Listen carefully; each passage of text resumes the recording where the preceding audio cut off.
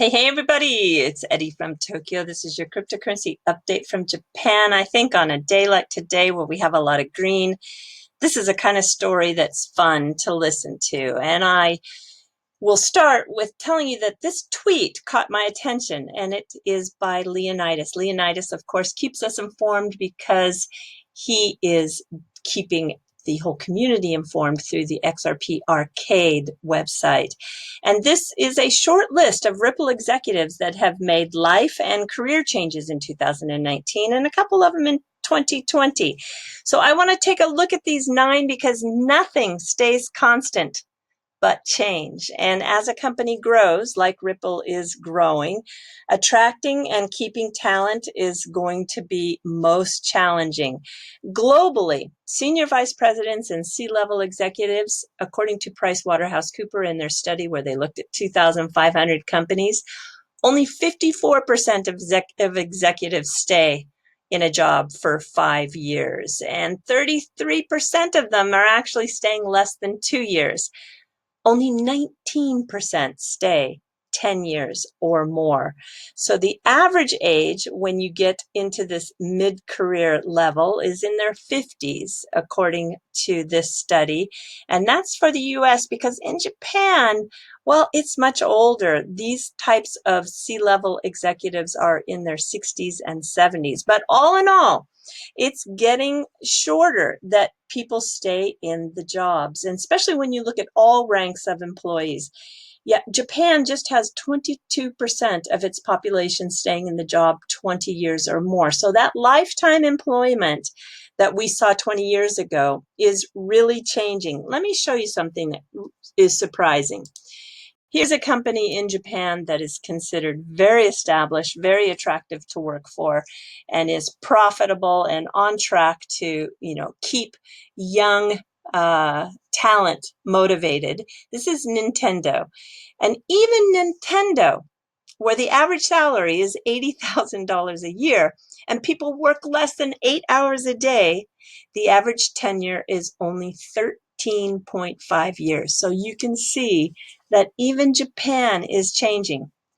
When I was 28 years old, I worked for a Fortune 500 company. This wasn't my first time to work for this kind of company in terms of its size, but I got my feet first wet. It was when I was just 19, working part-time for a subsidiary of General Mills. But getting back to when I was 28, the company had just 200 locations, and it grew to 2,000 locations in 7 short years. It was crazy. I'm telling you, it was really crazy. And the biggest challenge by far was recruiting, training, and retaining. I had a 3-state region in the United States, and the turnover was high, costly, and disruptive. No, my region was not any more quicker changing than the rest of the nation. It was just the nature of the beast. And I'm sure Ripple is experiencing some of these same growing pains. So let's look at that list of 9. First, there was Dilip. And Dilip Rao retired after working 5 years for Ripple, and he was one of the first to bring in a big deal for Ripple. He's still tweeting from his home in Australia, and he ended his active duty, as he writes, to put up his feet. Yeah, I think it was really time for him to retire, and he told everyone in the XRP community to keep the faith. I am sure we're going to hear more from him as he watches from the sidelines. Okay, second on that list, that was Evan Schwartz. He was the key first engineer and co-inventor of the Interledger, and he put in 2,328 days, just under 6.5 years.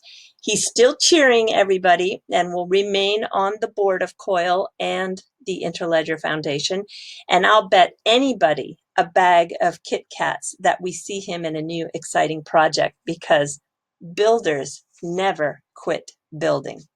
And it was in July 2018 that Ripple announced they had hired Dan Morgan from the UK government, and they did so as its head of European regulatory relations. He stayed just 1 year and 7 months, and in January 2020, he joined Plaid as the policy lead.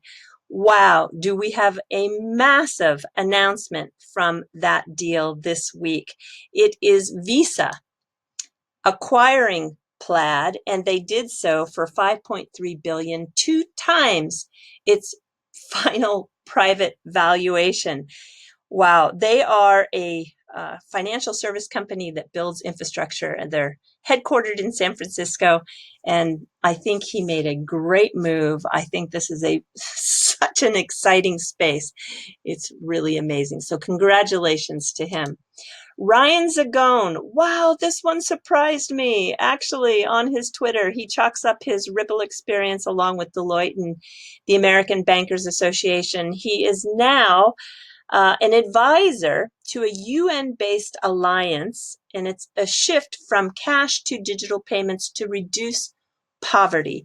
Here is the group, and it is called Better Than Cash. It's very interesting. In 2019, he had a life-changing experience with Every Man. That is a group that teaches emotional wellness and resiliency. And he said it was the most transformational experience of his life. It really had me wondering a little bit more about their fundamentals, and you can develop your relationship muscles with emotional intelligence to build deeper and more complete relationships with your family, friends, and coworkers. Very interesting. I think this physical, mental, and emotional balance is so important. If this is something you feel you need, well, check out this Every Man. I think it is fascinating. The next person on the list was Ross Darcy, and he was the director of sales in the EMEA region. He did that for 2 years and 5 months. He was based out of London, and he has joined a new company called Sprinkler. It looks very fun because they modernize old platforms. So they're integrating into the legacy systems to improve the experience. They make everyone happy at these companies, and these companies are of the likes that go from Nike to McDonald's to Microsoft, P&G. In fact, they have 50% of the Fortune 50 as clients. Wow. Based in New York. Great job. I want to be in a job where I make everybody happy. Next person is Welly Sculley, and this actually surprised me too. After 5 years and 7 months as a business director, he founded a new company called Operator. It's got an interesting spelling, OPER, numeral 8R. He's staying in the Bay Area. It shows that it's a Delaware corporation with a Scott Street, San Francisco address. They were incorporated back in May 2019. They support entrepreneurs, investors for the future of financial systems. So he's still kind of staying in the same sector. He co-founded that with a gentleman who goes by the name of Winter Mead. Winter was, he was part of the research and teaching team at Stanford. He also worked at Sapphire Ventures, Capitol Hill Partners, where he was an investment analyst. He's another Harvard guy, along with Welly, I believe. So I can't find a whole lot about their company, but if you want to do your own research, it is right here. And they did, at the same time they incorporated in May, they registered their Twitter address. You can see joined in May 2019, but they have yet to tweet. So there's not really a lot of information yet, only 36 followers. So I don't know. I just don't know. But, this is exciting to see that people are still innovating and building and changing this world.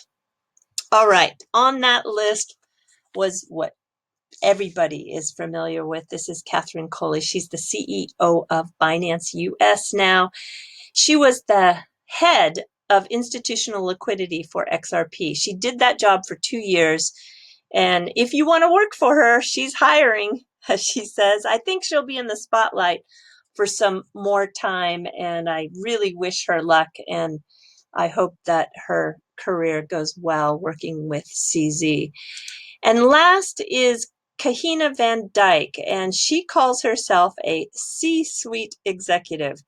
She was with Ripple as a senior VP in the corporate development, and they moved her also to the MoneyGram board as an observer, but she left both these positions in January 2020.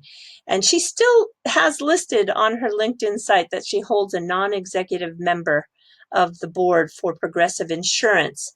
I think all of you in the US know Progressive. They're always doing big commercials. They sell insurance for cars, homes, boats, motorcycles, life.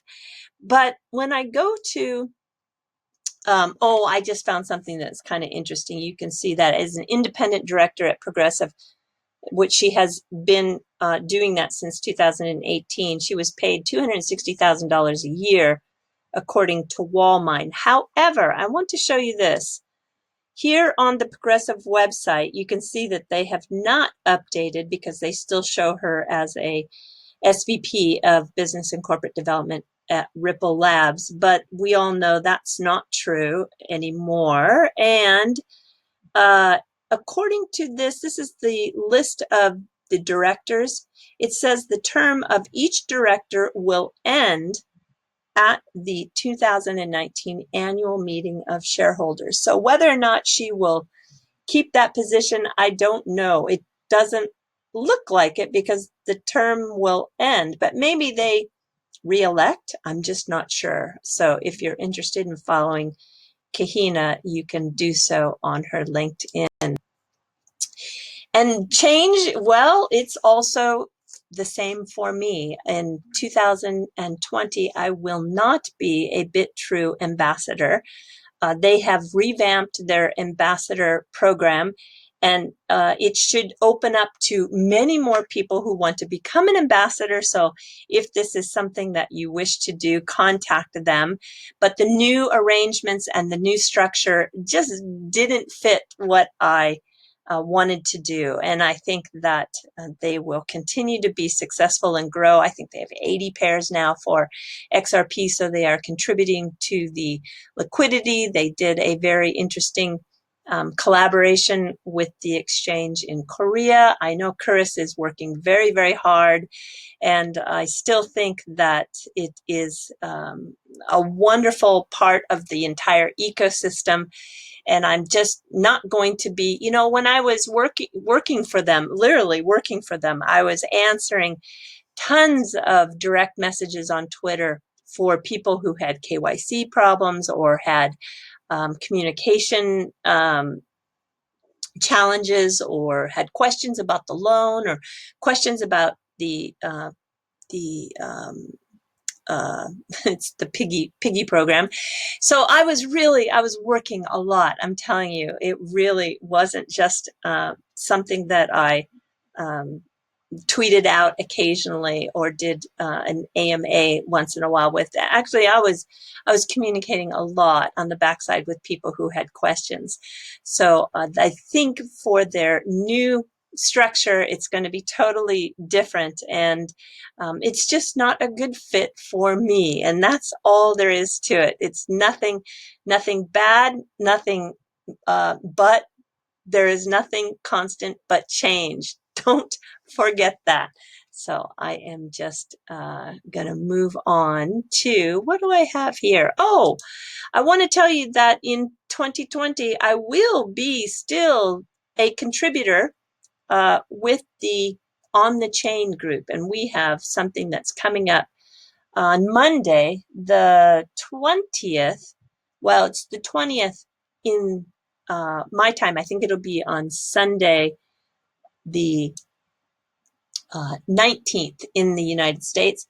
And I'm not sure, actually, Jeff and Chip will be handling the upload, so I can't tell you for sure when it's going to upload, but we have really an interesting AMA with a C-level person in a company out there that's doing some very interesting things in the space.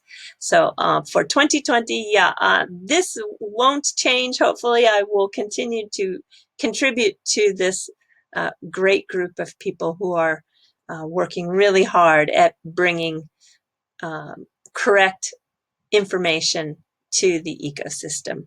All right, everybody, we're jumping to the fluff. So I have my last day in that contract that I've been working in, and I will be able to watch sumo starting tomorrow. Yeah, in the afternoons. But I have been catching up on that through the Jason's channel. This is Jason's All Sumo channel, and I can tell you if sumo is interesting to you, he's got a good channel because he'll take you through the highlights, and this is how I am staying up to date. And yesterday's match with Enho didn't disappoint at all.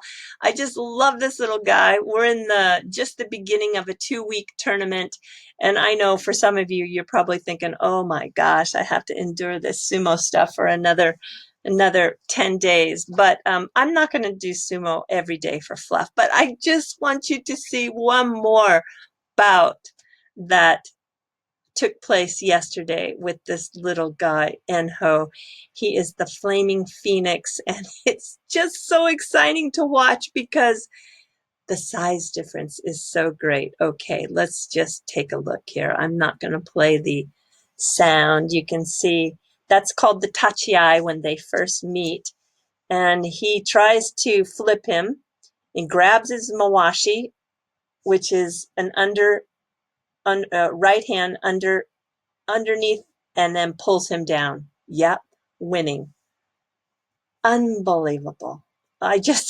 He just he's a Maegashira 5 now, so he's really getting high in the ranks. I'd love to keep seeing his promotion.